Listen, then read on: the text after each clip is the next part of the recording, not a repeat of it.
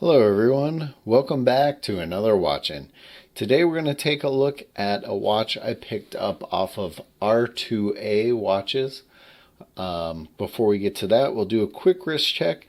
You'll see that I am wearing one of my Watchgang black watches. That's that TUW 1892 automatic. If you want to find out more about this one, I will link to the follow-up video on it below. So, as you can see, I've got a Vostok Europe. I purchased this off of R2A Watches. I don't remember how I stumbled across that website. They definitely have some good deals, so if you want to go there and sign up so you're on their email list, you can get some deals like I did on this one. So this is the Vostok Europe Expedition North Pole 1, and this is the 2432 model. So this one is a bit of a beast. This one is 48 millimeters across. It is 18 millimeters thick. It is much bigger than I had originally intended on purchasing for myself.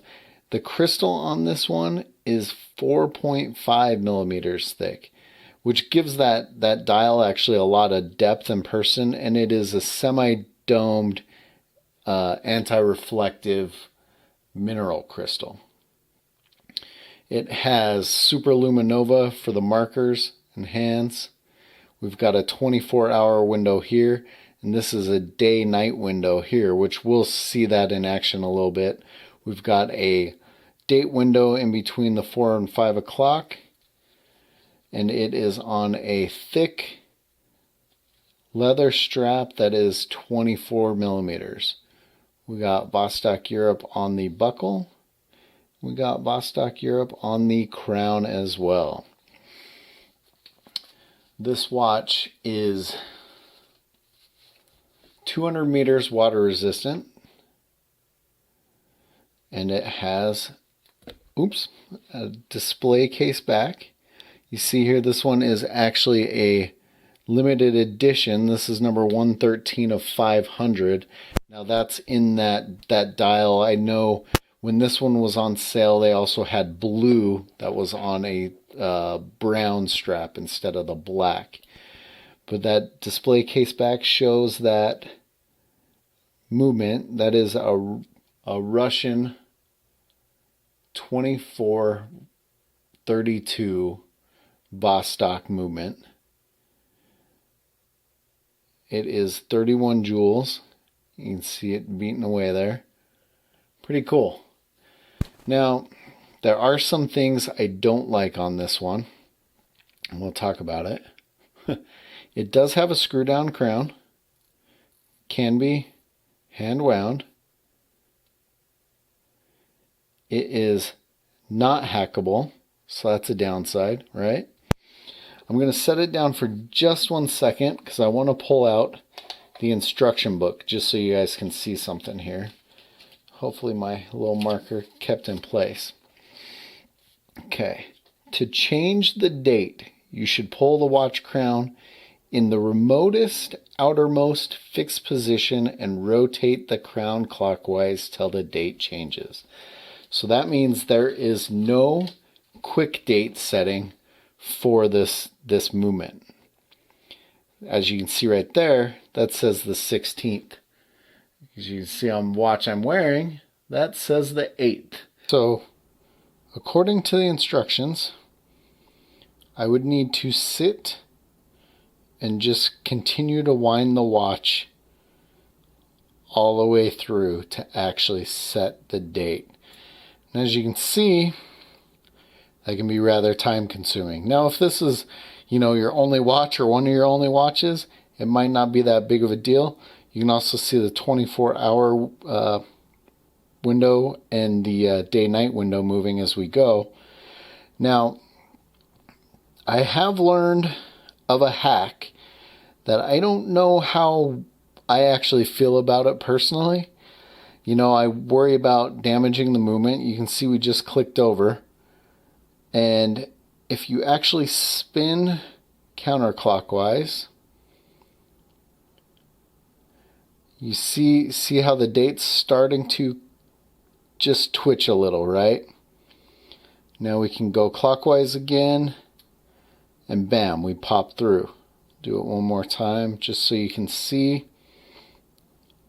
You see the date click a little bit, and it pops through, which is clearly faster than continuing to wind all the way through until you get the date where you need. Like I said, I mean, if you're wearing the watch constantly, this isn't going to be an issue for you. If you're like me, I actually tend to try and put this on when the date's close to the actual date, so I don't have to do that much winding. I'd love to get your guys' input on that hack. I'm definitely a watch enthusiast and not necessarily an expert, and it'd be interesting to hear other people's take on that hack for quick setting this date. I'm going to go ahead and pause. We'll throw it on wrist and take a look at the Lume. Alright, so as you can see, the Lume is already going a little bit, and that's just from my my lights from where I record. We'll hit it with the black light, see how much we can get that super luminova pop in here. Really pretty solid Lume overall. I like that there's Lume on the second hand. Sometimes that does bother me sometimes on different watches. So overall, I like the Lume. Alright, so we are back in the light, and you can see how it looks on my roughly 7-inch wrist. Look at how many holes are still available there. I definitely think this would be a good big guy watch. I mean, 48 millimeters is pretty gigantic on me. I think 45 millimeters is generally about as big as I want to go, but I really like the look of this.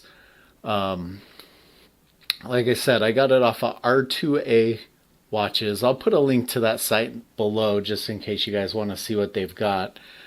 And they had sent me an email that this was on special. List price on this one, or what it normal price is $529.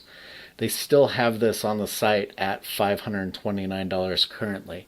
Now, when I purchased it, I got it for $249 because of the sale that was going on. Which, with everything that the watch has, that 31 jewel movement, I actually think the $249 price tag on this one was not bad at all. I haven't seen a lot out there in the world other than on R2A watches, so there's not a lot to compare it to. It is a limited edition, which is cool. I really like it. The only thing that bothers me really is setting the date on this one. Other than that, really nice piece. Let me know what you guys think of this one in the comments below. As always, guys, thanks for watching.